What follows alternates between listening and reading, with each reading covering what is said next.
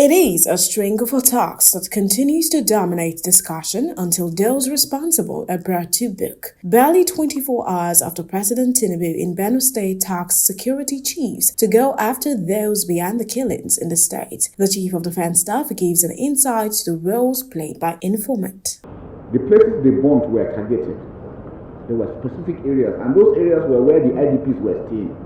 Now the question is, those guys that did it, how did they know that this is where those IDPs were staying? So I'm talking about the communities.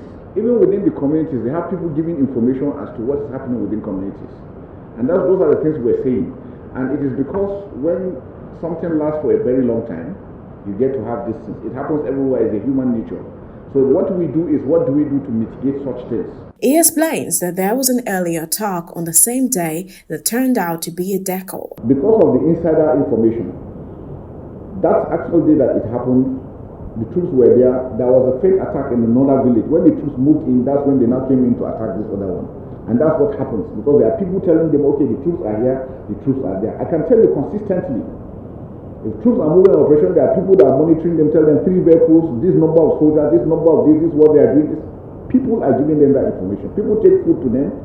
People take even women to go and give them, to tell you how bad it is and how sad the situation is. Beyond the attacks in Benue, conflict in the Sahel continues to present threats to Nigerians' internal security. Nigeria, Mali, and Burkina Faso are going through so much stress. If you leave them the way they are going in the next 1 year, those countries I'm afraid they might collapse. And once they do, Nigeria is the target. And we must be proactive now. Yes, we are not there yet.